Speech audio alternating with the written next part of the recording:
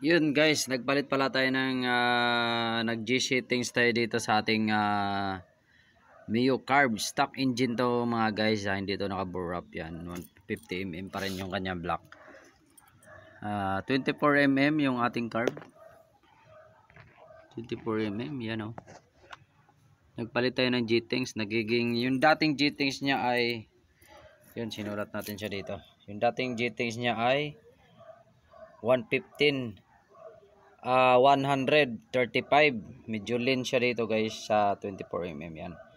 Tapos ngayon pinalitan na siya ng 38 tapos 115. Kumbaga nag-additional tayo ng numbers. 3 sa ating slow jet. Tapos 15 naman sa ating dinagdag natin doon sa ating main jet. Yun.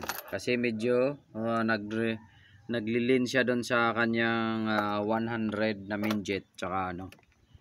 Yan, antabayan nyo na lang yung ating plug reading at ito kasi hirap na rin ito no, gawa ng wala siyang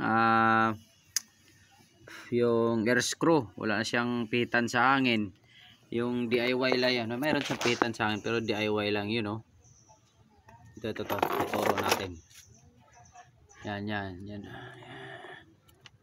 ito yan kita no, yan yung daliri ko, yan ang pihitan sa hangin niya. Ginawa na lang natin yan. Ayan, kaya yun, kaya wala na talaga tayong pihitan kung tutusin sa hangin. Yan 115/38. Yan, medyo hirap na siya tono. Tapos nilagay natin, medyo overgas naman siya. Nilagay natin dun sa kanyang karayom naman, yung sukat natin, nag-try and error din tayo. Nilagay natin doon sa pinakadulo. Yun. Pinakasagad na guhit sa taas. Yan, sa taas kasi overgas naman siya. Kaya antabayan na natin, long drive natin to ngayon. Pupunta yata kami ng Paliparan. Sana. Long drive natin. Kaya yan lang mga boss, sharing at baka lang yung mga update kung gusto niyo ng mga ganitong videos at mahilig kayo sa mga ganitong vlogs, mga all about motors, yun no. Pa-subscribe na lang ang aking YouTube channel para updated kayo sa aking mga susunod na vlogs. Yan lang mga boss, sharing at Aga Cesar Works, save money, save time. Peace at thank you Ella Bone and Chian Vlog. Salamat sa suporta ninyong lahat. Yan lang.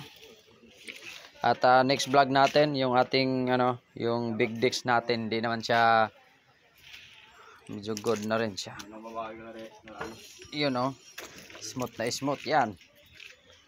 Yan lang mga boss. Peace out.